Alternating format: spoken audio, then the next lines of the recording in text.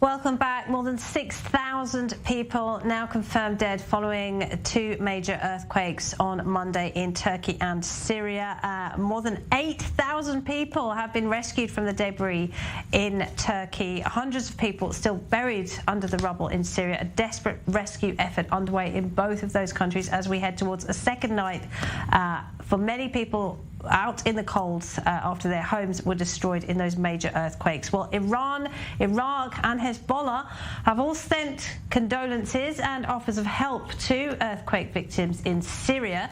Iran sent a plane to Damascus last night, apparently to help victims. Meanwhile, Tehran has unveiled an underground Air Force base. Iran's state media says the Eagle 44 base is capable of storing and operating fighter jets and drones. To talk about all of that, we're joined by Jason Brodsky, the policy director at United Against Nuclear Iran. Hi there, Jason. Should we be worried perhaps about Iran and Hezbollah using the chaos caused by the devastating earthquakes to get weapons into Syria? It's great to be with you, Laura. As sad as it is, I do think the international community needs to be on alert because the Iranian regime does have a history of exploiting the Iranian Red Crescent Society in terms of funneling intelligence operatives, Quds Force operatives, and weaponry. Let's not forget that an IRGC officer admitted in a TV interview a few years back that the Iranian regime did just that, exploiting the Iranian Red Crescent Society in Bosnia in the 1990s. It's also been implicated in exploiting the Red Crescent Society in Lebanon in 2006. So I think there is cause for concern. And I would point to your viewers the fact that a Keshem Fars airplane was one of the airlines that flew in to deliver aid today. That is sanctioned by the United States exactly for this purpose, for smuggling. So we do need to be on guard for this possibility. And of course, Iran's ally, Bashar al-Assad, the president of Syria, he and his supporters are calling for the United States and the international community to lift sanctions to allow aid to get to the victims in Syria. Your thoughts on that?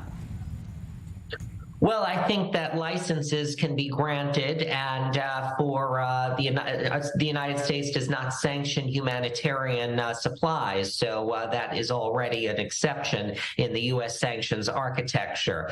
So I think that our sanctions authorities provide for that kind of assistance already. Can Iran offer any meaningful assistance to the earthquake victims?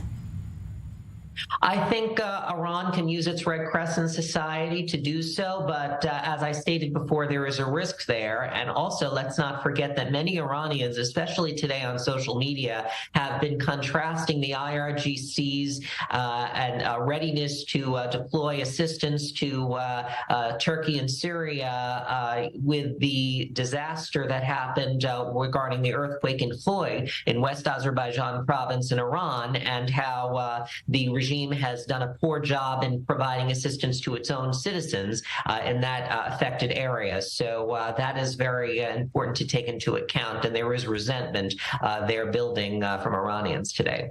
Jason, it's somewhat off topic, but could I ask you about the military base that Iran unveiled today? Why is it significant? Does it give Tehran any kind of military advantage? I think that it's a signaling exercise. Domestically, it's an attempt to showcase strength as the Iranian regime marks the 44th anniversary of the Islamic Revolution this week. Internationally, I also think it's a signal to the U.S. and Israel after the Juniper Oak exercise that Iran's military does advance, irrespective of what they do in the region. But other than that, I don't think it's any game changer in terms of technology that the Iranian regime has already had. It has multiple underground bases throughout the country, and this is just one more.